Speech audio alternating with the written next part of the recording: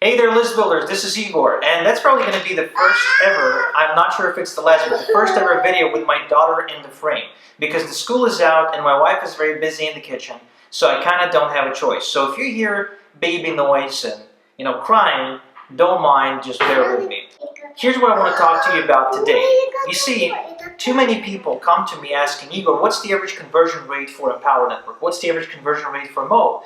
Like, what are the sales you're seeing for digital altitude? What are the sales you're seeing for Exodus Elite? How many distributors can you generate for skinny body care? Or whatever.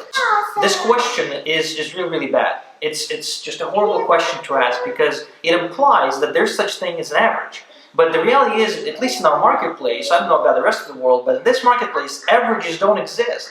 Because there's so many moving variables, there's so many interchanging variables up to a point of belief, right? So it goes from marketing fundamentals, technology, business environment, financial environment, and even all the way down to your belief system, that it's not something you can even predict. And so many things happen underneath the surface that we often forget that averages are simply not true.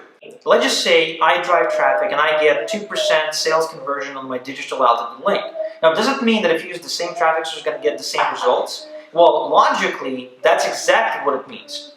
But in reality, it's really not the case because that's what we see in real life, right? I could run the exact same traffic for another person to the exact same funnel. However, they're not going to get the exact same result as the guy before, or the leader that recommended they come talk to me. So why does that happen? Well, it happens because averages are an illusion. They don't exist. They're not true. Okay, there's only the circumstance in which the sale happens. These matter, but the averages do not. So if you're seeing a company that claims that the average success rate of its members is high, it doesn't really matter. Like, it doesn't mean that you're going to get a great result with that company. On the other hand, if you see a company that everyone says, they can't make money with it, it doesn't mean you won't make money. It means they can't make money. And that is important. So remember, tendency isn't destiny. And that's what today's episode of the List Building Lifestyle is all about. We talk about why other people's results never equal your own, why other people's failures never equal your own, and how to recognize that and come into an environment where supposedly you have to fail, where the circumstance simply dictates you can't succeed and succeed anyway.